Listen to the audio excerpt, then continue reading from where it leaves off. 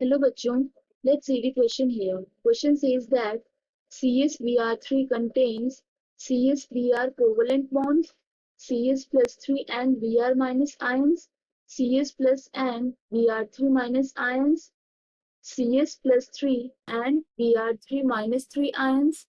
Here we will start our solution और सबसे पहले हम start करेंगे with key concept in this case. Here we know that ionic characters, they are directly proportional to size of cation. इसका मतलब क्या हो गया, अगर यदि किसी भी cation का साइज ज्यादा है तो वो ज्यादा आयनिक कैरेक्टर शो करेगा.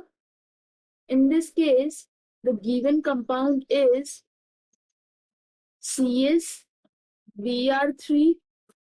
तो इस केस में cation क्या हो जाएगा, cation हो जाएगा Cs plus 1. Now we have to see about the size of cation.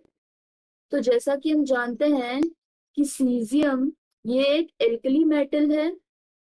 So as we know alkali metals we have lithium, sodium, potassium, rubidium and caesium here.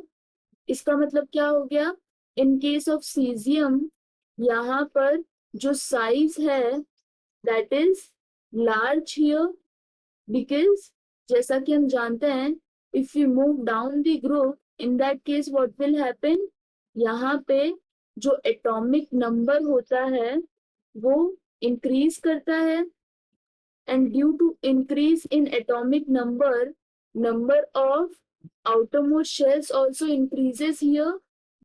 That is why size is large for cesium. तो cesium plus 1 जो cation है this is large in terms of size.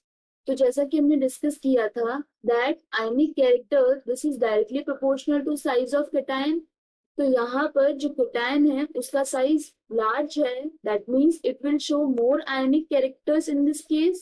इसका मतलब क्या हो गया, CsBr3 ये एक आयोनिक कंपाउंड है. ओके, एंड एल्कली मेटल्स हम जानते हैं इनके लिए जो ऑक्सीडेशन स्टेट होती है वो होती है +1. That means they will dissociate in caesium +1 and Br3 -1 ions. So CsBr3 contains Cs plus and Br3 minus ions. So C is correct option in this case. This is the final answer. I hope you understood the explanation. All the best.